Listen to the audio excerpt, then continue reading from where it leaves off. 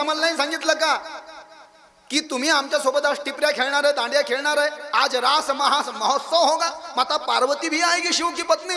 तुम्हीच आम्हाला म्हणले शरद पौर्णिमेच्या रात्री मी बासरी वाजवलं तुम्ही निदेवानामध्ये या. कशा करता आल्या म्हटलं. 10 श्लोकामध्ये भगवंतानं विचारलं कशा करता आल्या, तर 15 श्लोकामध्ये गोपिकांनी उत्तर दिलंय. भागवताच्या 10व्या स्कंदामध्ये अध्याय नंबर 29 याला म्हटलेलं आहे प्रणय गीत. काय म्हटलं याला? प्रणय गीत. गोप्या उचू प्रणव गीत की एक लाइन, मैवं विभोर्हति भवान गदती तुनृशंसं संत्यज्य सर्व विषयांस्तव पादमूलम् भक्ता भजस्व दुरवग्रह मा त्यजास्म आन देवो यथादि पुरुषो भजते मुमुक्षुन. आम्ही कशा करता आलोय म्हटले भगवंता.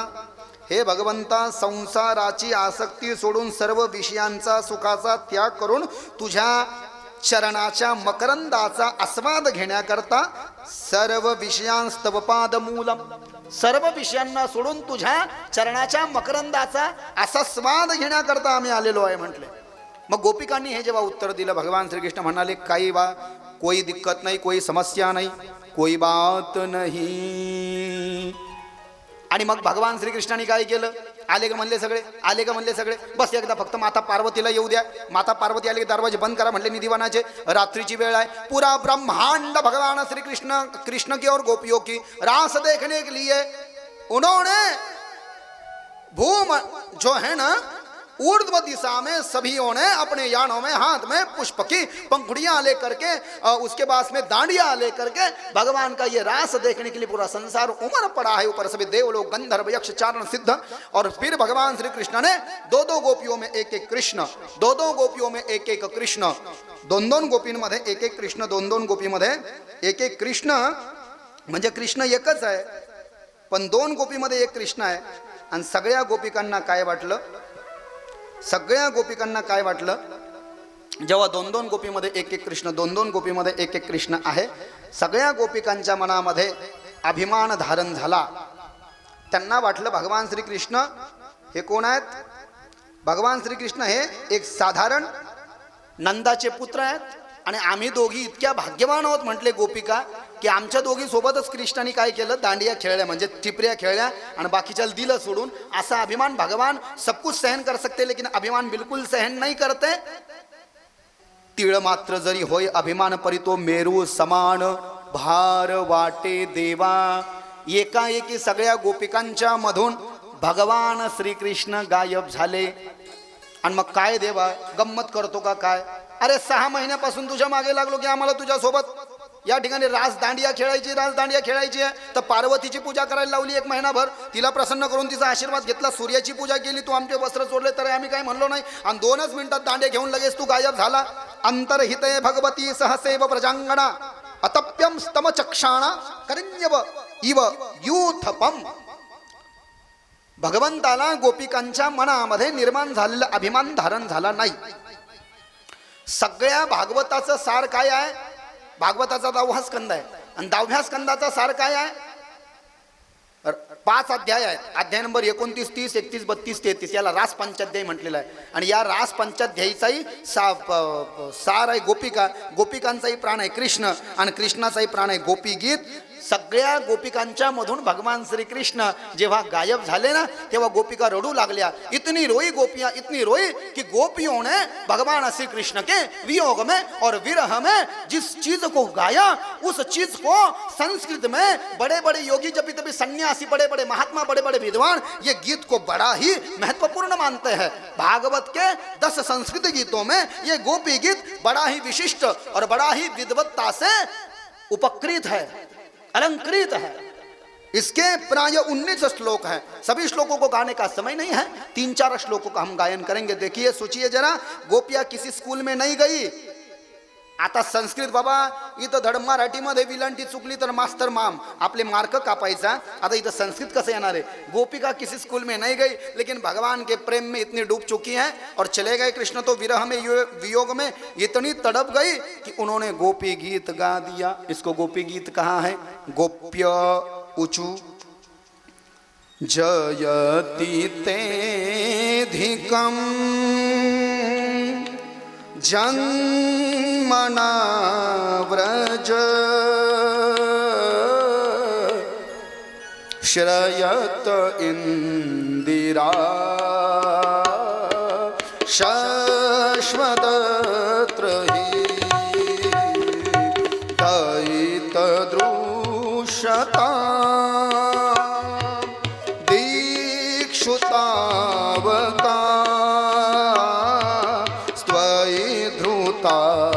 सब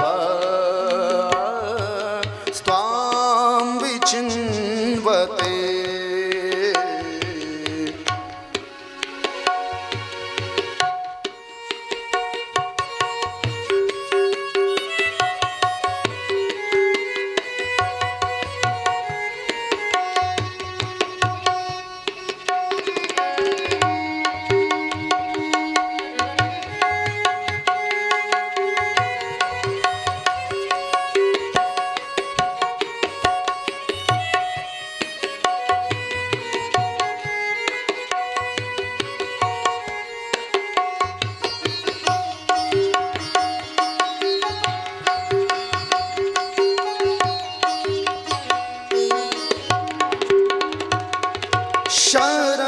शरदुदाशये साधुजात सत सरसिजोदर श्रीमुषादृशा सूरतनाथ ते अशुल्क दासिका तो ओ नेह किं वद विषजलाप्ययात् व्यालराक्षसात् वर्षमारुतात् वैद्युतानलात् वृषमयात्मजा विश्वतो भया दृषभते वयं रक्षितामुः रक्षितामुः रक्षितामुः. जयति तेधिकं जन्मना व्रजः श्रयत इंदिरा शश्वतत्र हि.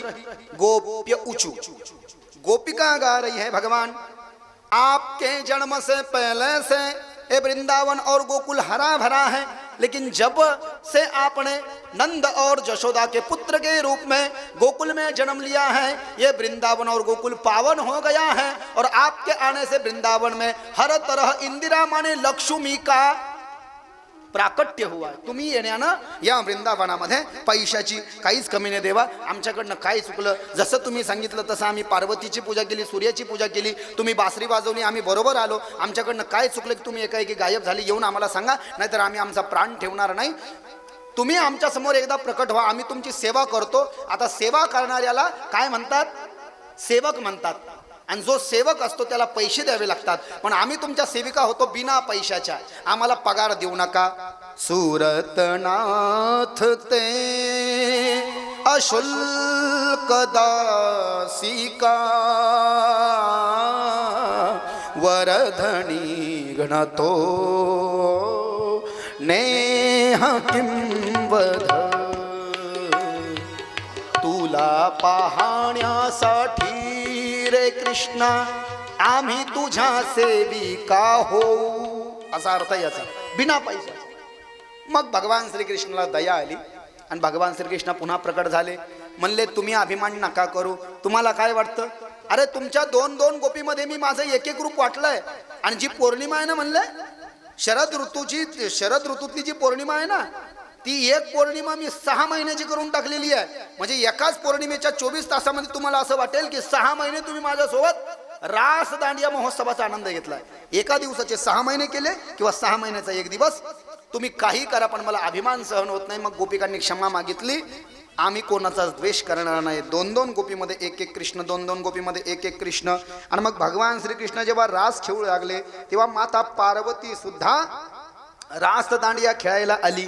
पार्वतीला भगवान शंकर म्हणाले कुठे चालली? म्हणले मी गोपिकांना वरदान द्यायला गेले होते. म्हटले काय? गोपिकांना वरदान द्यायला गेले होते. त्यांनी मागितलं होते की रास दांडियाच्या दिवशी कृष्णाने आमच्यावर अनुग्रह कृपा करावी आणि निधीवनामध्ये आमच्यासोबत दांडिया खेळावी. मग मला पण जायचंय म्हणले. मग शंकर म्हणले तुला एकटीला जाऊ देणार नाही. जिथं तू तिथं मी, अशी एक मालिका होती मागे, मी पण सोबत येणार पण नो एंट्री. तिथं एंट्री नाही म्हणले. तिथं सगळे आतमध्ये बाया आहे म्हणले आणि मी भगवान श्रीकृष्णच एकटे पुरुष आहे. तर भगवान शंकर म्हणले मी सुद्धा बाई होणार. आइए थोड़ा आनंद लेते, खड़े होकर के. दांडिया नहीं है आज आपल्या जवळ, पण दांडिया सारख्या पावल्या खेळायच्या सगळ्यांनी उभा राहून. पूरा संसार झूम रहा है आज, रास दांडिया खेल रहा है. जरा खड़े होकर के दोनों हाथ उठा करके. एक बार शिव भोले भंडारी, ओ एक बार शिव भोले भंडारी, बन के ब्रिज की नारी गोकुल में आ गए हैं, गोकुल में आ गए हैं.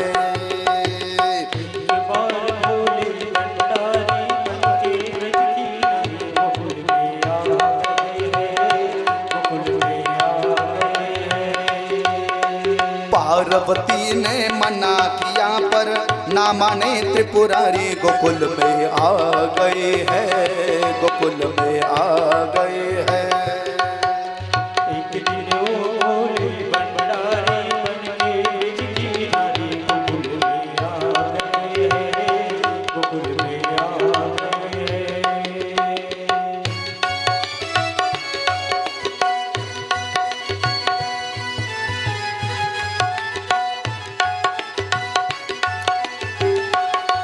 खेळा पाठीमागच्या माऊल्या सर्वजण पावलं खेळा. जय हो.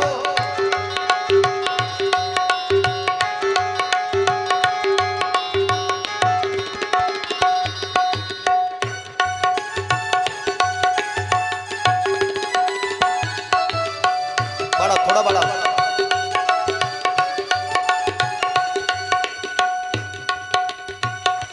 हो पार्वती से बोले भोले,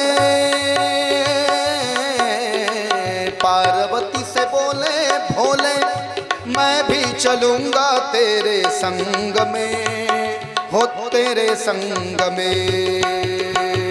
राधे संग श्री कृष्ण नाचे, मैं भी नाचूंगा तेरे संग में. रास रचेगा ब्रज में भारी, हमें दिखा दे प्यारी. गोकुल में आ गए हैं, गोकुल में आ गए हैं, गोकुल में आ गए. बार शिव भोले भंडारी, बन के ब्रिज की नारी, गोकुल में आ गए हैं, गोकुल में आ गए हैं.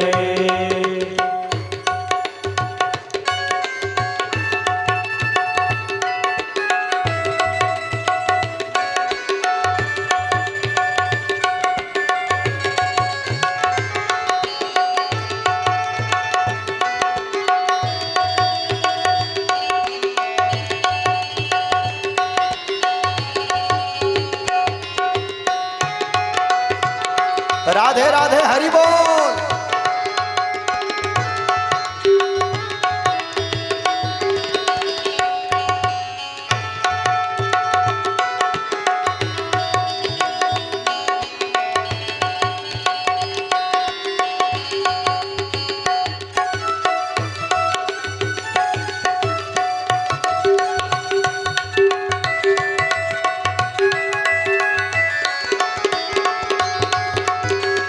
ओ मेरे भोले बाबा,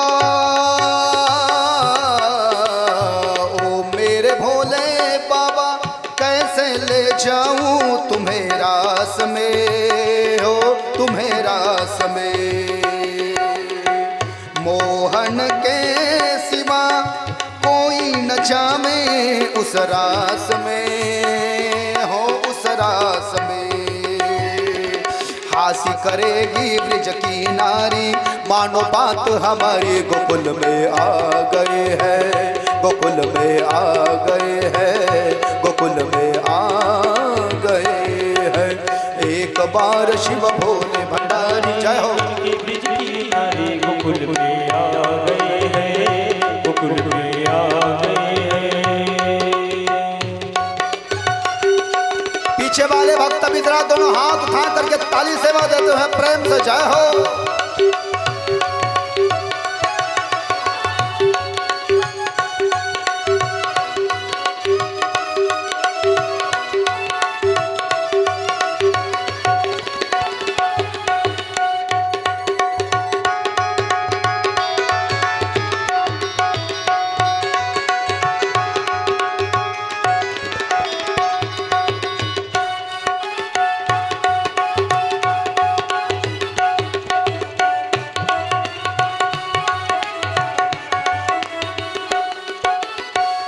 ऐसे सजा दे मुझको, ऐसे सजा दे मुझको, कोई न जाने इस राज को, इस राज को। ये है सहेली मेरी, ये है सहेली मेरी, ऐसे बिताना ब्रिजराज को, हो ब्रिजराज को। तान के गजरा बांध के साड़ी, तान के गजरा बांध के साड़ी, चाल चले मत वाली गोकुल में आ गए हैं, गोकुल में आ गए हैं, गोकुल में आ गए हैं। एक बार भंडारी बन के ब्रिज की नारी गोकुल में आ गए हैं, गोकुल में आ गए हैं।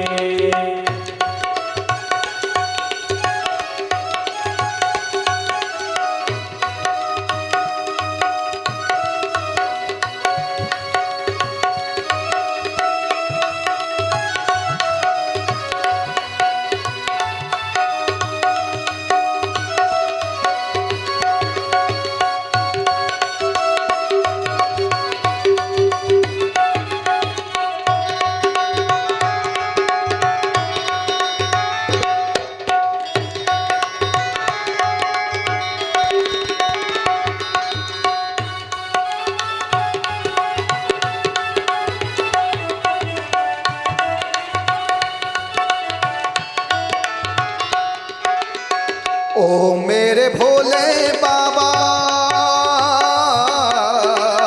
ओ मेरे भोले बाबा, मैं तो वारी जाऊं इस रूप में, हो इस रूप में। एक दिन मोहन स्वामी, एक दिन मोहन स्वामी आ ही गए इस भेष में, हो इस भेष में। पहले बारी मोहन की थी, अब की बारी तुम्हारी गोकुल में आ गए हैं, गोकुल में आ गए हैं, गोकुल में आ गए हैं।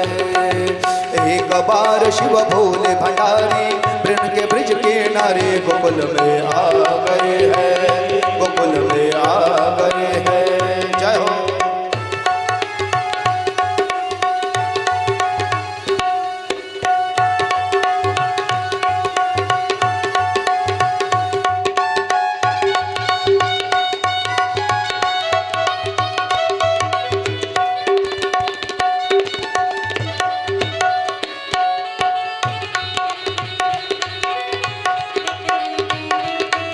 इको वाढवा थोडा, इको दोघांचा इको वाढवा.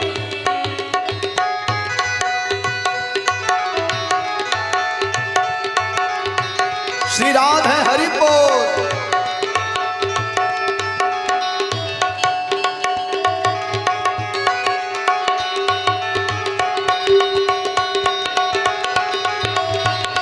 राधे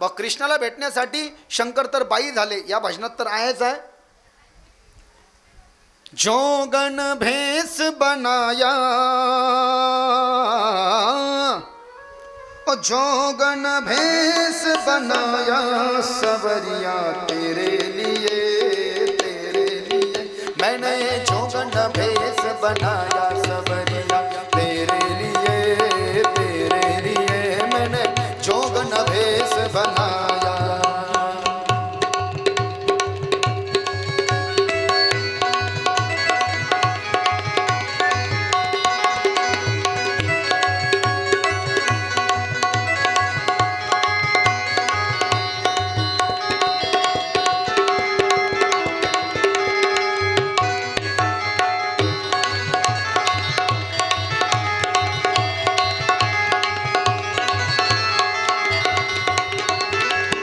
काय अर्थ या भजनाचा?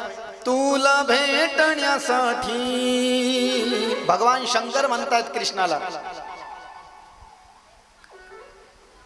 काय जोगन भेस बनाया सवरिया तेरे लिए मैंने जोगन भेस बनाया. रे कृष्णा भेटण्यासाठी रे, तुला भेटण्यासाठी रे कृष्णा भेटण्यासाठी तुला मी बाई झाले. भगवान शंकर म्हणतात तुला भेटण्यासाठी मी बाई झाले. तोड़ लिया मैंने जग से नाता तेरे सिवा कोई नजर न आता. क्यों तू दिल बीच समाया सवरिया तेरे लिए मैंने. इथे सगळ्या गोपिकांना शंकर पार्वती तिथे आल्या, सगळ्या गोपिका आहे. 6 महिन्याची एक रात्र किंवा एक रात्रीचे 6 महिने तितका टाईम करून गोपिकांना दाखवला. सांगितलं तुमची इच्छा मी आता पूर्ण केली, तुम्ही सगळेजण स्वस्तानाला स्वतःच्या घरी जा. कृष्णाला सगळ्या गोपिका म्हणाले झाले बदनाम देव तुझे पायी पायी पायी चित्त संसारीला गत नाही, चित्त संसारीला गत नाही. देवा हे तुझावर तुम्हारे ऊपर प्रेम करने के उद्देश्य से हम बदनाम हो चुके हैं, अब हम घर पे नहीं जा सकते. आता 6 महिने तू आम्हाला इथे बोलवलं. कृष्ण म्हणले नाही, मी एकाच रात्रीचे 6 महिने केले, तुम्ही घरी जा. उलट तुम्ही माझी भक्ती करून निर्मल शुद्ध झाले आहात, तुम्ही घरी जा. आणि शेवटी जेव्हा तुमच्या देहाची समाप्ती होईल तेव्हा तुम्हाला गोलोक धामाची प्राप्ती होईल. गोलोक धामामध्ये आपण पुन्हा राधा नाचे, कृष्ण नाचे, नाचे गोपीगण, अरे नाचे गोपीगण. क्योंकि मन मेरा बन गयो रे सखी पावन वृंदावन, है जी मन मेरा बन गयो रे सखी पावन वृंदावन. ये भाव होता है रास दांडिया का, लेकिन अब भाव इतने हैं, एक भाव में ही टाइम निकल जाता है, तो कितने गा सकते हैं. सगळ्या गोपिका घरी गेल्या, शुद्ध झाल्या. या रास क्रीडेच्या कथेला इथे पूर्णविराम. पुढे भगवान श्रीकृष्णाच्या वडिलांनी म्हणजे नंदबाबांनी एकादशीचं व्रत केलेलं आहे. श्रीमद भागवतामध्ये एकादशां निराहार समभर च जनार्दनम स्नातुं नंदस्तु कालिंद्या द्वादशां जलमाविशद. त्वं ग्रहीत्वा नयदभृत्यो वरुणस्यो सुरोन्तिकम् अविज्ञाया सुरिं वैलां प्रविष्टं मुदकं निशी. नंद बाबा हे गोकुळातले पहिले वारकरी आहे. श्रीमद भागवताच्या 10व्या स्कंदात सांगितलंय. नंद बाबांनी एकादशीचं व्रत केलं आणि एकादशीचं व्रत केल्यानंतर आपल्याकडे काय आहे, द्वादशीची पंगत घालण्याची प्रथा आहे का नाही वारकरी संप्रदायामध्ये? सांगा. हां आहे ना. मग ते कसं असतं, 24 एकादशाच्या द्वादशा कोणी वाटून घ्यायची अशी पद्धत आहे. तर नंदबाबाने जेव्हा एकादशी केली, नंदबाबा हे गोकुळाचे सरपंच आहे आणि नंदबाबांकडे द्वादशीची पंगत होती. आता आपल्या वारकरी संप्रदायामध्ये एकादशीचं किती अनन्यसाधारण महत्त्व आहे. काही काही गावं अशा आहेत महाराष्ट्रामध्ये की जिथे एकादशीच्या दिवशी तवासुद्धा टाकत नाहीत आणि टाकूच नाही म्हटले. एकादशी महात्म्यामध्ये असं लिहिलं आहे, कुत्र्याला पोळी देऊ नये आणि घोड्याला चारा देऊ नये, चणे देऊ नये आणि गाईला चारा देऊ नये. गाईला सुद्धा साबुदाण्याची पोळी द्यावी, किंवा फराळाचं फळ वगैरे द्यावं, कुत्र्याला सुद्धा फराळाचंच द्यावं आणि घोड्याला सुद्धा चणे देऊ नये म्हटलं असं एकादशी महात्म्यामध्ये वर्णन आहे. तबान टाकत नाहीत काही काही गावामध्ये. कोणता उपवास करा का नका करू पण एकादशी जरूर करा म्हटले. एकादशी जसं मंत्रात मंत्र गायत्री, अक्षरात अक्षर ओम, वर्णात वर्ण ब्राह्मण, वृक्षांमध्ये पिंपळ, तसं देवांमध्ये विष्णू, प्रकृतीमध्ये राधा, वनामध्ये वृंदावन, स्त्रियांमध्ये राधाराणी दुर्गा. लक्षात येत आहे? यज्ञामध्ये देवी यज्ञ. तसं व्रतात व्रत एकादशी सगळ्यात श्रेष्ठ व्रत आहे. एकादशी काय आहे म्हटलं? व्रतात व्रत सर्वश्रेष्ठ व्रत आहे. आणि म्हणून दशमी एकादशी ह्या तो कैवल्याच्या राशी. दशमीला एक टाईम जेवण संध्याकाळी, एकादशीला काकडा आणि हरिपाठ हरिजागर कीर्तन, आणि द्वादशीला सकाळी क्षीरापतीचं म्हणजे द्वादशी क्षीरापतीचे ते अभंग वगैरे म्हणायचे. आणि मग शरण शरण एक नाथा पाया माता ठेविला नका पाहू गुणदोष झालो दास पायांचा आता उपेक्षिता माझ तर ते लाज कोण असेल तुका म्हणे भागवत श्रुत केले सगळा. हे द्वादशीचे अभंग म्हणायचे, बारकऱ्यांना पंगत द्यायची. पण झालं असं नंदबाबानं काय केलं? एकादशी केली म्हटले. किती एकादशीचं महात्म्य आपल्या वारकरी संप्रदायामध्ये आहे. 15 दिवसा एक एकादशी. तुकाराम महाराज म्हणाले, कार्य न करसी व्रतसार, काय तुझा जीव जातो एका दिसे, फराच्या मिसे धनी घेशी, स्वहितकरण मानवेल जन, स्वहितकरण मानवेल जन, थोडे तुझ घरी होती उजा करे, देवळासी कारे मरसी जाता तुका म्हणे कारे, सुकुमार झालासी काय जाबदेसी यमतुदा. 2050 नंबरचा अभंग आहे तुकाराम महाराजाच्या गाथ्यामध्ये. हा 15 दिवसाला एक एकादशी. काय हरकत आहे म्हणले? 15 दिवसाला एकादशी जर का केली आणि काहीच खाल्लं नाही म्हणले तर माणसाला कॅन्सर सुद्धा होत नाही, असं शास्त्रज्ञ लोकांनी सिद्ध केलं. पण आपण काय करतो म्हणजे एकादशीन गंज खाशी, म्हणजे जेवण करायचं म्हणून एकादशीन. याच्यात काय लिहिलं म्हणलं? एकादशाम निराहार. आहारच घ्यायचा नाही आणि फलाहार सुद्धा घ्यायचा नाही. तर आपण काय करतो? एक टाईम साबुदाणा, एक टाईम भगर, मिरच्या, राताळे. इकडचं नाही सांगत आहे मी, हे सगळीकडचं स्थिती आहे. उलटं साबुदाण्यानं माणूस काय करतं, जेवण्यापेक्षा जास्ती एखाद्या वेळेस आपण काय करतो म्हटलं फराळाचं करून घेतो म्हटलं. असं सांगितलं एकादशी 15 दिवसाला एकदा आहे. ती जर का केली म्हटलं आणि एकादशी दिवशी काहीच खाल्लं नाही ना 24 घंटे, तर कॅन्सरच्या शरीरामध्ये कॅन्सर निर्माण करणाऱ्या ज्या पेशी आहेत ना, त्या पेशी काय करतात? शरीरात दम तोडतात आणि कॅन्सरच माणसाला होत नाही. त्याच्याकरता एकादशी आहे वैज्ञानिकदृष्ट्या आणि आध्यात्मिकदृष्ट्या त्याचं महत्त्व आहेच, जरूर आहे, हे लक्षात घ्या. एकादशीस अन्नपान जे नरकर्ती भोजन श्वान विष्टे समान अधम जनते, ऐक ऐका व्रताचे महिमान नेमे आचरतीया जनगाती, ऐकते हरिकीर्तन ते समान विष्णूंशी, अशुद्ध विटाळशींचे भक्ष विडा भांती भक्षिता तांबूल सगळ, सुटेना काळा हाती सेजबाज विलास भोकर्ती कामनीचा संग तया जोड, क्षयरोग जन्मव्याधी बळीवंत आपणावाजे हरिकीर्तन आणि कवारी जाता कोणा त्यांचे बापे जाणं ठेंगना तो महावृत आहे दंडी यमदूत झाले तयाच्या अंकित तुका म्हणे व्रत एकादशी चुकलिया. अभंगाचा नंबर 170. 6 चरण तुकाराम महाराजाची गाथा. एकादशीच्या दिवशी व्यसन करू नये, मदिरा पान करू नये, खाटेवर झोपू नये, विलास भोग वृत्ती ठेवू नये म्हटलंय, असं वर्णन आहे. आणि एकादशीच्या दिवशी अन्न खाणं तर दूर. अरे अन्न खाणं तर दूर म्हणलंय, पण अन्न खाण्याचा विचार जरी मनात आणला तर कुत्र्याचा विष्टा खाल्ल्याचा दोष आहे. श्वान विष्टे समान अधम जनते ऐक. एकादशीच्या दिवशी जे फलाहार धारण करत नाही, जे जेवण करतात म्हणले कुत्र्याची विष्ठा खाल्ली. हे तुकाराम महाराजचा अभंग 170 नंबरचा. शंकराचा सोमवार आणि पांडुरंगाची एकादशी. एकादशी व्रत सोमवार न करीती कोण त्यांची गती होईल नेनो, काय करू बहु वाटे तळमळ आंधळी सकळ बहिरमुख, हरिहरासी नाही बोट भरीवाती कोण त्यांची गती होईल नेणो, तुका म्हणे नाही नारायणी प्रीती कोण त्यांची गती होईल नेणो. 49 अभंगाचा नंबर. कैलासवासी बाबूराव देवडेकृत अभंग गाथा.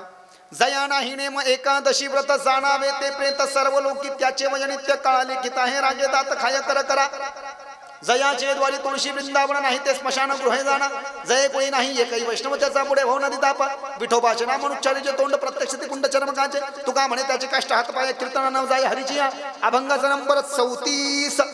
6 चरण तुकाराम महाराजाची कैलासवासी बाबूराव देवडेकृत अभंग गाथा. आम्ही तेने सुखी. शिवाजी महाराजाला सुद्धा एकादशी करण्याचा पहिल्यासारखं करा आवाज होता, इको वगैरे कमी ठेवा, सगळ्याचा आवाज पहिल्यासारखा, फक्त भक्तिरसात द्यायचा. शिवाजी महाराजांना सुद्धा तुकाराम महाराजांना एकादशी करायला सांगितले. शिवाजी महाराज कीर्तनाला आले होते, छत्रपती शिवाजी महाराज. कोणाच्या? तुकाराम महाराजाच्या. म्हणले महाराज दक्षिणा घ्या. म्हणले दक्षिणा नको मला शिवाजी महाराज. तुकाराम महाराज म्हणले आम्ही ते ने सुखी, म्हणा विठ्ठल विठ्ठल मुखी. तुम्ही मुखानं विठ्ठल विठ्ठल म्हणा. म्हणले छत्रपती शिवाजी महाराज आम्ही ते ने सुखी, म्हणा विठ्ठल विठ्ठल मुखी. तुमचे ये रवित धनते मजमर्तिके समान. पैसे मी मातीसारखे समजतो. कंठी मिरवा तुळशी. माझ्या हातानं तुमच्या गळ्यात तुळशीची माळ घाला. तुम्ही शंकराचे भक्त आहे म्हणून तुम्ही छत्रपती शिवाजी महाराज तुम्ही रुद्राक्षाची माळ घातलेलीच आहे. तुम्ही देवीचे भक्त आहे म्हणून तुम्ही कवड्याची माळ घातलेलीच आहे. मग कवड्याची माळ तुम्ही घातलेली म्हणले राजे, आणि रुद्राक्षाची माळ घातलेली राजे. माझ्या हातानं तुम्ही तुळशीची माळ घाला. तुकाराम महाराजांनी छत्रपती शिवाजी महाराजांना तुळशीची माळ घालून दिली. कंठी मिरवा तुळशी आणि व्रत करा एकादशी, मनवा हरीचे दास. आणि तुका म्हणे मज हे 3421 अभंगाचा नंबर 3421. तुकाराम महाराज आणि छत्रपती शिवाजी महाराजांचा संवाद आहे त्या अभंगामध्ये. छत्रपती शिवाजी महाराज तुकाराम महाराजांच्या कीर्तनाला आले. दक्षिणा घ्या म्हणले. मला दक्षिण नको म्हटले. तुम्ही मुखानं विठ्ठल म्हणा, त्याच्यातच माझं सुख आहे. तुम्ही गळ्यात तुळशीची माळा घाला आणि एकादशीचं व्रत करा आणि आमच्या विठ्ठलाचं नाव घ्या. हेच आमच्याकरता खूप झालं असं वर्णन आहे. संपदा सोहळा नावडे मनाला करीते टकळा पंढरीचा. जावे पंढरीसे आवडे मनासी कधी एकादशी आषाढी आहे. तुका म्हणे ऐसे अर्थ ज्याचे म्हणे त्याची चक्रपाणी वाटप आहे. या जो अभंग आहे तर म्हटले 2240 नंबरचा हा अभंग आहे आणि 2241 नंबरचा एक अभंग आहे 3 चरणाचा. पंढरीची वारी आहे माझे घरी, पंढरीची वारी आहे माझे घरी. पंढरीची वारी आहे माझे घरी, पंढरीची वारी आहे माझे घरी.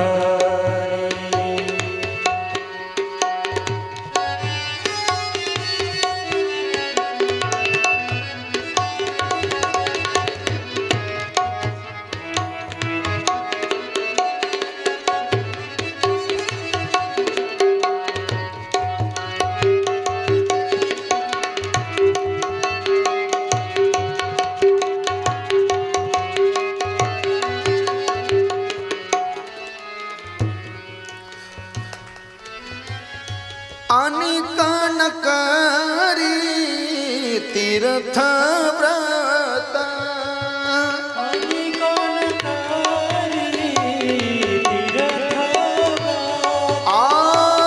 आणि कणकरी तीर्थ व्रत, आणि कणकरी तीर्थ ओ आणि कणकरी तीर्थ व्रत. व्रत एकादशी करीन उपवासी, व्रत एकादशी करीन उपवासी. व्रत एकादशी करीन उपवासी, व्रत एकादशी करीन उपवासी. गायीन अहरणिशी मुखे नाम, नाम विठोबाचे घेईन मी वाचे. बीजकल्पांतीचे तुका म्हणे. असो किती प्रमाण आहे आपल्या वारकरी संप्रदायामध्ये. आषाढी पर्व काळ धन्य एकादशी दिन हरी जागरण देवा प्रिय. काय वर्णन आहे अभंगाचं पहा. नंदबाबानं एकादशी केली आणि एकादशीच्या दिवशीच रात्री द्वादशी लागली. लक्षात येत आहे का? एकादशीला जे आपण हरिजागर भजन करतो ना, मग एकादशीला जे काही 12-1 वाजले असेल रात्रीच द्वादशी लागली लगेच. मग त्यांना वाटलं सकाळी 4ला उठतात नंदबाबा, 2-3 घंट्यासाठी कशाला झोपायचं, रात्रीच जाऊ म्हणले आंघोळीला आणि सकाळच्या तयारीला लागू. द्वादशी घालतात काही 100 लोक जेव घालतात, काही 5000. नंदबाबा म्हणले अख्खं गाव जेव घालणार आहे मी द्वादशीला. मग तयारी मोठी होती ना. एकादशीला भगवान श्रीकृष्णाच्या वडिलांनी नंदबाबाने हरिजागर केला. हरिपाठ काकडा ते सगळं झालं आणि रात्री जागरण केलं आणि मग म्हणले कशाला झोपायचं 2-3 घंट्यासाठी, आता भजन झालं. गेले यमुना नदीवर आंघोळीला. शुकाचार्य राजा परीक्षितीला म्हणाले यमुना नदीचं पहिलं नाव आहे कालिंदी आणि दुसरं नाव आहे तिचं यमुना. रात्रीची वेळ ही असुरांची वेळ आहे, रात्री 12 ते 3. म्हणून रात्री 12 ते 3 आंघोळही करू नये आणि रात्री 12 ते 3 जेवणही करू नये. राक्षसामासुरीं चैव ही रात्रीची वेळ आहे. वरुणाचे सेवक फिरत होते. नंदबाबानं पाण्यामध्ये उडी मारली. वरुणाच्या सेवकांना बंदिस्त केलं, घेऊन गेले. नंदबाबाला सकाळी उठून पाहिलं, यशोदेला नंदबाबा दिसेना, घाबरली. तुझे वडील दिसत नाही कृष्णा. कृष्ण म्हणले, आई थांब. भगवान श्रीकृष्णानं योगमायेनं जाणलं, माझे बाबा रात्री आंघोळीला गेले, वरुणानं धरून नेलं. भगवान श्रीकृष्ण वरुण लोकामध्ये म्हणजे यमुना नदीतून खाली वरुण लोकात गेले, पाण्याच्या खाली. वरुणानं सेवक स्वागत वगैरे केलं, ते सगळं ठीक आहे म्हणले, पण तुम्ही माझ्या वडिलांना बंदिस्त करून का आणलं? म्हणले, चरणम पवित्रम विततम पुराणम. मी तुमच्या वडिलाला मुद्दाम आणलं नाही. म्हणले, तुमचा जेव्हा जन्म झाला म्हणले भगवंता, तेव्हा सगळ्या जगानं तुमचं दर्शन केलं. मी मात्र अभागी पाण्यात असल्यामुळे मला तुमचं चरणाचं दर्शन करता आलं नाही. या निमित्तानं तुमच्या वडिलाला मी इकडे घेऊन आलो, तुम्ही त्यांना घ्यायला याल, मला माफ करा म्हटले. वरुणानं भगवान कृष्ण आणि नंदबाबाचं पूजन केलं आणि त्यांना वापस पाठवलं. नंदबाबाला घेऊन भगवान श्रीकृष्ण वापस आले वरुण लोकातून. आणि मग त्यांनी गोकुळामध्ये सर्व गोकुळवासियांना बोलवलं आणि द्वादशीची मोठी पंगत म्हणजे अनेक वारकऱ्यांना त्यांना द्वादशीचं भोजन दिलं. पुंडलिक वरदा हरी विठ्ठल श्री ज्ञानदेव तुकाराम पंढरीनाथ भगवान की जय. काल आपण ऐकलं की वय वर्ष 2.5 ते वय वर्ष 5 भगवान श्रीकृष्ण काय करायचे, माखन चोरीची लीला करायचे.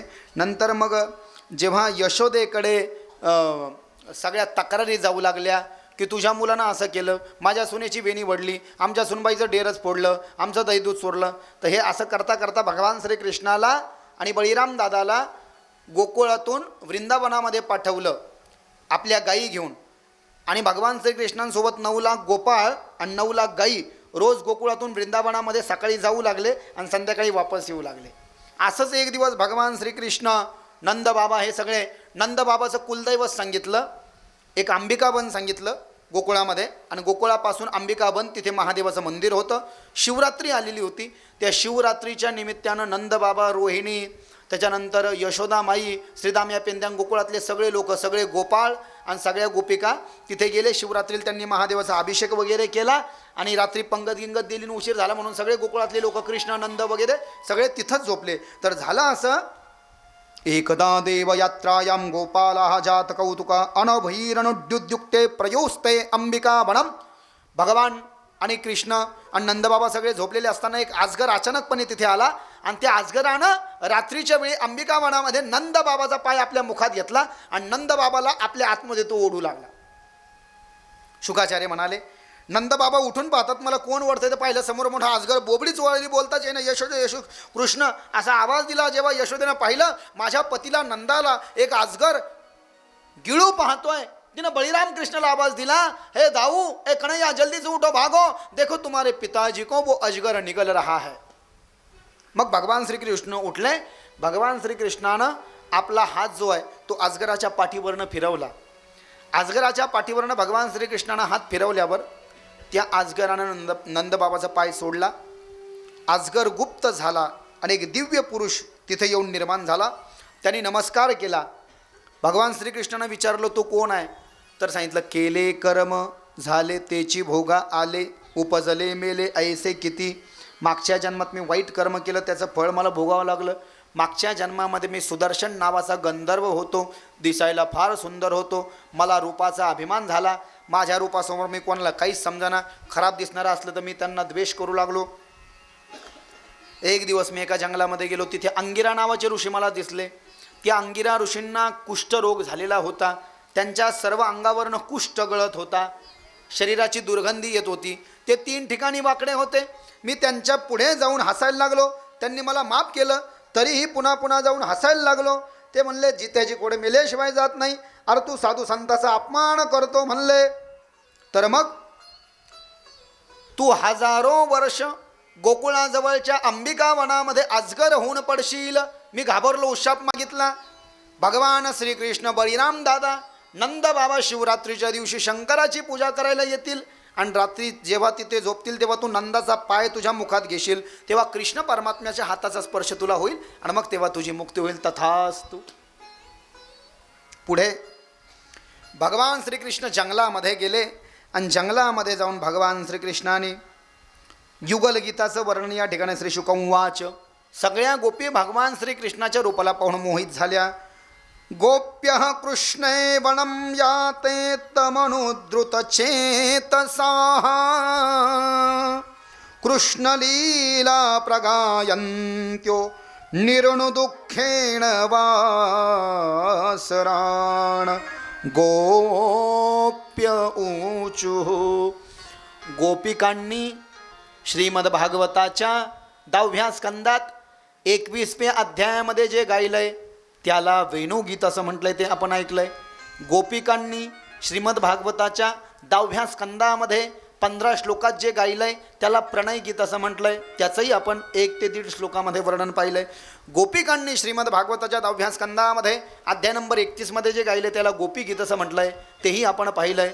आणि आत्ता गोपिकांनी भागवताच्या 10व्या स्कंदामध्ये अध्याय नंबर 35 मध्ये जे गायलंय त्याला युगल. युगल म्हणजे सौंदर्य दिखना, भगवान का दिखना सर्वश्रेष्ठ है. भगवान राजस सुकुमार, मदनाचा पुतळा, रवी शशिकळा, लोपलिया, कस्तुरी मळवट, चंदनाची उठी, रुळेमाळ कंठी, वैजयंती. 16 अभंगाचा नंबर 16 तुकाराम महाराजांची गाथा. सुंदर ते ध्यान उभे विठेवरी 14 सदा माझे डोळे जडो तुझी मूर्ती रखमाईच्या पती सोयरिया 15 अभंग. किती सौंदर्य म्हटलं देवाचं. 14 15 16 याला युगल गीत असं म्हटलेलं. गोप्य उचू एक लाईन. गोप्य उचू गोप्योने गाया. वाम बाहुकृत वाम कपोलो वल्गित भ्रूरधरार्पित वेणु कोमलांगुलीभिरशित मार्गम गोप्य ईरयति यतर मुकुंदम व्योमयान वनिता सह सिद्धिर्विस्मित तूतुपदार्य सलज्जा काम मार्ग समर्पित चित्ता पश्मनयूरस्फुति नवीया. याला युगल गीत असं म्हटलेलं आहे भागवतामध्ये.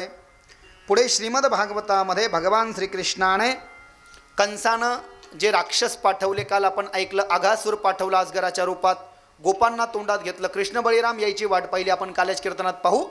तोंड बंद केलं. भगवान श्रीकृष्ण बळीरामानं शरीर वाढवलं, त्याचा उद्धार केला. बकासूर बगळ्याच्या रूपात आला, त्याचा उद्धार केला. शंखचूड आला, त्याचा उद्धार केला. गाढवाच्या रूपातला धेनुकासूर आला, त्याचा उद्धार केला. कालियाच्या फानावर भगवंत नाचले. कालियानं सगळं पाणी विषारी करून ठेवलं होतं ना वृंदावन गोकुळ मथुरेत. चेंडू गेला म्हणून उडी मारली कदंबाच्या झाडावरून आणि कालियाला काय केलं, शासन केलं, त्याचा उद्धार केला. त्याला मारलं नाही पण निर्विष पाणी करून टाकलं यमुनेचं, जे गोकुळ मथुरा वृंदावनामध्ये होतं. म्हणजे कालियाचा उद्धार केला, ऋषीपत्नीवर अनुग्रह केला, गोवर्धन पर्वताची पूजा केली, इंद्रयज्ञाचा निषेध केला, इंद्राला आशीर्वाद दिला. आज भगवान श्रीकृष्णानं कंसाने एक राक्षस पाठवला बैलाच्या रूपामध्ये, अरिष्टासूर. त्या अरिष्टासुरानं काय केलं, भगवान श्रीकृष्णाचा एक नियम होता की सगळेजण सकाळी जेवण करणार गोकुळात आणि जेवण करून आपली आपली गाय शिदोरी घेणार सोबत आणि मग पुन्हा वृंदावनाच्या अरण्यात जाणार आणि गायींना काय करणार, चारायला सोडून देणार आणि गोप खेळणार आणि पुन्हा संध्याकाळी बासरी वाजवली की कृष्णाने सगळ्यांनी एका झाडाखाली जमा व्हायचं, आपल्या गायीन गोपाळ मोजायचे आणि चालायचं घराकडं. त्या अरिष्टासुरानं काय केलं, एक अशी मोठी गुफा होती, त्या गुफेमध्ये सगळे गोपाळन गायी बंदिस्त करून ठेवले. कृष्णाची वाट पाहिली, बासरी वाजवली, कृष्णाला कोणीच येईना. भगवान श्रीकृष्ण गेले. अरिष्टासूर पळत पळत आला कृष्ण बळीरामाजवळ आणि 2 लाता त्यांनी कृष्ण परमात्म्याला आणि बळीरामाला मारणार. तितक्यात भगवान श्रीकृष्णानं बैलरूपी अरिष्टासुराच्या समोरचे दोन्ही पाय धरले. बळीराम आणि कृष्णानं कंसानं पाठवलेले अरिष्टासूर म्हणजे बैलाच्या रूपात आलेल्या राक्षसाचा उद्धार केला. कंसाला कळाला आपण पाठवलेला अरिष्टासूर नावाचा राक्षसही कृष्णानं मारला. धडकन सिंहासनावरनं कंस खाली पडला.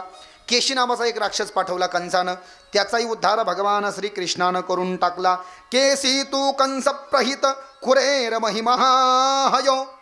घोड्याच्या रूपात आला तो केशी आणि आपले खुरच तो गायींना आणि गोपाळाला मारू लागला.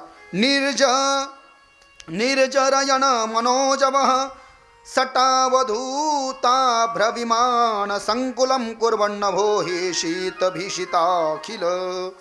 त्या केशीचाही वध भगवंतानं केला. कंसाचे सगळे पर्याय संपले. कंसाला वाटलं पुतना पाठवली, कृष्णानं मारली. तृणावर्त वाटोळीच्या रूपात पाठवला, कृष्णानं मारला. शक्टासूर पाठवला, मारला. त्याचबरोबर धेनुकासूर पाठवला, मारला. अरिष्टासूर, केशी, अगासूर, बकासूर सगळे पारले. आता तसं नाही करावं लागत म्हणले, कृष्णाला तिकडून इकडं आणावं लागतं, कारण मी जे जे पाठवले ते सगळे मरूनच वापस यायले, मग त्याला इकडं आणलं पाहिजे आणि काहीतरी योजना केली पाहिजे. म्हणून कंसानं काय केलं, वाजपेय आपलं धनुर्याग नावाच्या यज्ञाचं आयोजन केलं, म्हणजे धनुष्याचा यज्ञ. आणि पत्र लिहिलं, मी मथुरेचा राजा कंस, माझ्या इथे मथुरा राज्यात मी धनुर्यागाचं आयोजन करत आहे. आणि अक्रूराजवळ ते पत्र दिलं. अक्रूराला सांगितलं, हे पत्र घे, गोकुळाचे सरपंच नंद यशोदा त्यांच्याकडे जाऊन त्यांना सांग की तुम्ही ज्या कृष्णाचे आई वडील तुम्हाला स्वतःला समजतात हा कृष्ण तुमचा मुलगा नाही, आणि ते जर का म्हणले आहे तर तुम्ही पाहिलं का कृष्णाचा जन्म होताना कृष्ण हा वसुदेव आणि देवकीचा पुत्र आहे. हे कळालं कंसाला नंतर. मायेनं सांगितलं होतं ना तुझा शत्रू जो आहे तो गोकुळात पडतोय. तर वसुदेव देवकीचा पुत्र आहे आणि वसुदेव देवकी कंसाच्या कारागृहात आहेत, म्हणून तुम्ही चला आणि मागून तुम्ही पण या असं त्यांना आमंत्रण द्या. अक्रूर म्हणला मी जाणार नाही. म्हणले अक्रूरला म्हणले तू जर का नाही जाणार तर मग मी तुझा वध करून टाकेल. म्हणले अक्रूर घाबरला. अक्रूराने ते पत्र घेतलं ना अक्रूर निघाला. अक्रूरोपी चतां रात्रिं मधुपुर्यां महामतीः उषित्वा रथमास्तायां प्रययो नंद गोकुलम. अक्रूर निघाला. रथामध्ये अक्रूर बसला. मथुरेची सीमा संपली आणि मथुरेची सीमा संपून मथुरेहून 14 किलोमीटर गोकुळ गाव आहे. गोकुळात जाताना मथुरेहून जेव्हा गोकुळात जातो तेव्हा आधी वृंदावन लागतं. सगळ्यात आधी वृंदावन लागलं. त्या वृंदावनामध्ये बदललेलं वातावरण पाहिलं. तुम्ही एखाद्याच्या धार्मिक घरात जा तिथून उठाव वाटत नाही. काय काय तो अगरबत्तीचा सेंट बाबा, काय ते धुपाचा सेंट, काय चंदनाचा सेंट, आणि जिथं पूजापाठ अजिबात करत नाही तिथं 1 मिनिट थांबावं वाटत नाही. मग मथुरा आहे, पण मथुरेमध्ये कंसाच्या दुष्टपणामुळे काय झालेलं आहे, मथुरेला मालिन्य प्राप्त झालेलं आहे. अधर्म वाढला ना तिथे. मग मथुरेला सोडून जेव्हा गोकुळ वृंदावनाचं वातावरण पाहिलं अक्रूरानं, एक लाईन, जेव्हा वृंदावन को जब देखा अक्रूर जी ने, सभी वृक्ष की टहनियाँ जो हैं, सभी वृक्ष की टहनियाँ वायु की वजह से उड़ रही हैं, वृक्षों की टहनियों के पत्ते हिल रहे हैं, उस वृक्ष पर बैठे हुए जो पंछी हैं वो गुनगुना रहे हैं, कोयल जो है वो बड़े ही मधुर स्वर में गान कर रही है, माँ जमुना की पानी के लहरें संत संत बह रही है, वृंदावन में जो मिट्टी है उस मिट्टी की सुगंध आ रही है. और ऐसी वातावरण को जब महसूस किया अक्रूर जी ने,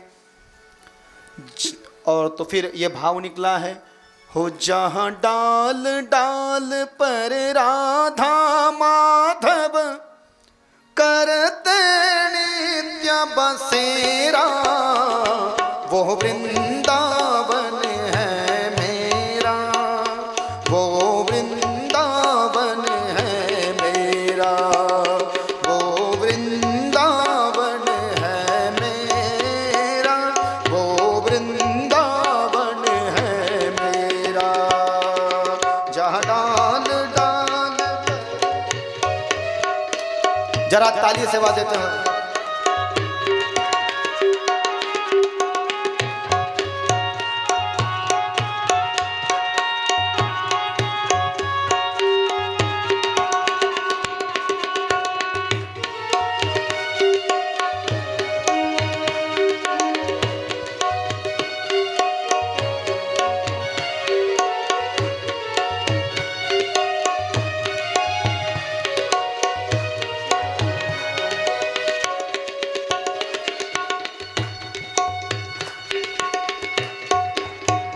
जहाँ पावन निर्मन रवि तनया कालिंदी बहती जाए, श्री राधे श्री राधे श्री राधे श्री राधे. जहाँ पावन निर्मल रवि तनया कालिंदी बहती जाए, जहाँ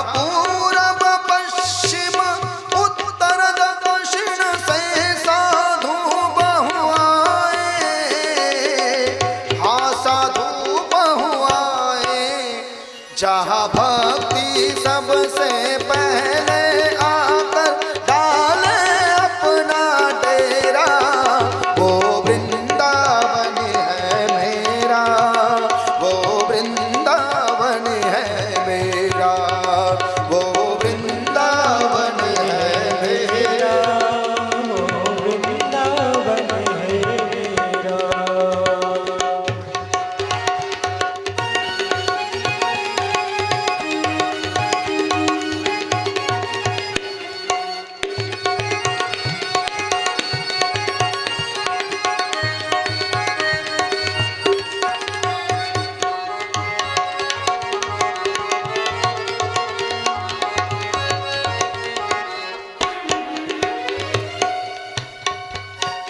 जहाँ डाल डाल पर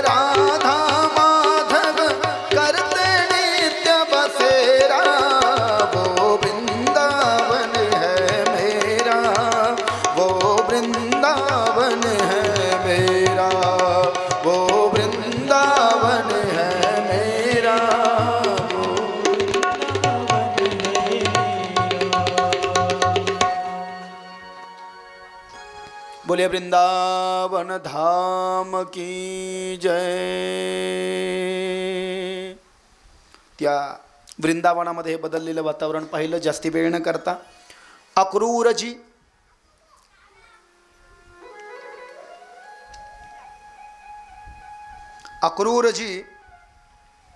गोकुळामध्ये नंदबाबाकडे आले.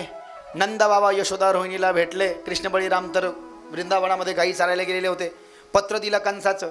मला यायचं नव्हतं पण कंसाच्या धाकानं मला यावं लागलं. कंस म्हणला तू जर काय माझं पत्र घेऊन नाही गेलं मी तुला तिथेच मारून टाकेल. मला माफ करा नंदबाबा.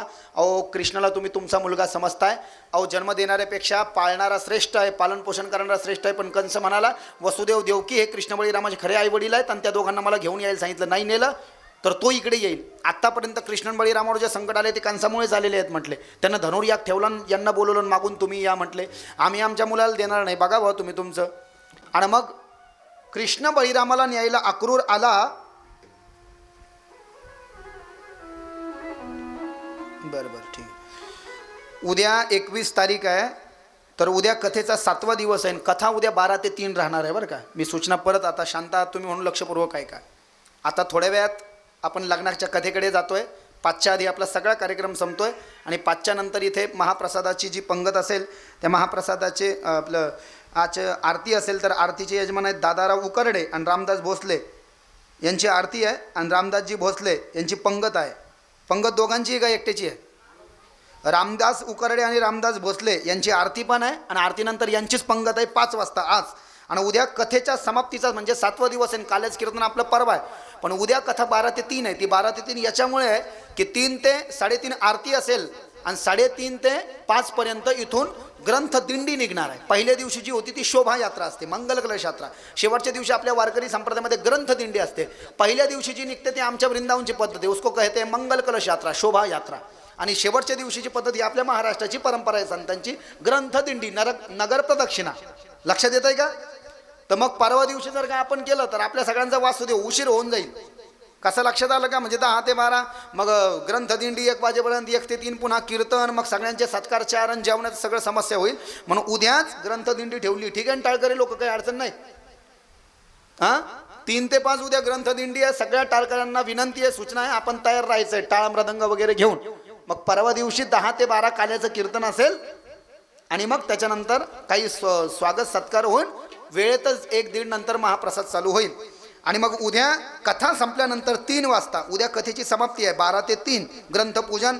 तुम्हाला सर्वांना दर्शनाची संधी उद्या देऊ ग्रंथ आणि कृष्णाची. त्याच्यानंतर आरती झाल्यानंतर उद्या हरिपाठाचं वाटप होणार आहे. म्हणजे हरिपाठाचे पुस्तक तुम्हाला श्री मुकुंद भालेराव यांच्यातर्फे तुम्हाला हरिपाठाचे पुस्तक भेटणार आहे. धन्यवाद आपले खूप खूप भालेराव साहेब.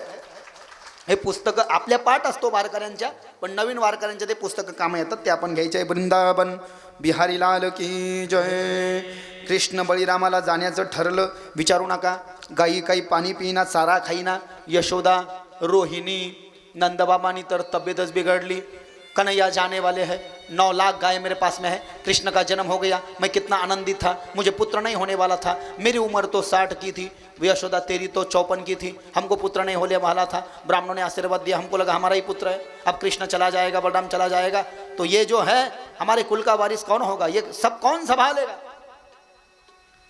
यशोदा आणि रोहिणी रडतात. कृष्ण बळीराम त्यांच्याकडे जातात. आई आम्ही तुमचे पुत्र आहोत पण तिकडे आमचे आई बाबा कारागृहात आहे त्यांचा विचार करा ना आई. अरे नको ना रे जाऊ. मग जाऊन परत वापस येना नहीं. एक बार जो चला गया वो वापिस नहीं आता माँ. मैं तुझे वचन देता हूँ माँ अब जा रहा हूँ. वसुदेव बाबा और देवकी माँ को मुक्त करूंगा. दुष्ट कंस को शासन करूंगा. उसका वध करूंगा. कंस की अत्याचारों से पीड़ित मथुरा वासियों को मैं मुक्त करूंगा. मथुरा में धर्म की और न्याय की स्थापना करूंगा और यहां से मैं कहीं दूर चला जाऊंगा द्वारिका गुजरात. तो फिर जब मेरा अवतार समाप्त होगा उससे पहले एक बार मैं तुझे मिलूंगा. असं यशोदेला वचन दिलं होतं भगवान श्रीकृष्णाने. म्हणायला वेळ नाही. सगळ्याला गोकुळामध्ये वाऱ्यासारखी ही बातमी पसरली की कोणीतरी कंसाचा एक सेवक सेनापती आक्रून आलाय आणि तो उद्या आपल्या गोकुळाचे जे चंद्र सूर्य आहेत ना कृष्ण बळीराम त्यांना घेऊन जाणार आहे. आम्ही जाऊच देणार नाही. कसंच रथ नेतो तो अक्रूर पाहतोच. आमच्या अंगावून रथ न्यायला लावू त्याला. नंदबाबाच्या वाड्याला चारी बाजून असं वेढून घेतलं सगळ्यांनी आणि रडायला लागले सगळेजण. या आनंदाचे अंगणी मिळाल्या गवळणी. हा असा मोठा भाव आहे, वेळेचा थोडासा अभाव आहे. कल सुबह अपने को जल्दी जाना है कन्हैया, उठ जाओ. ठीक है.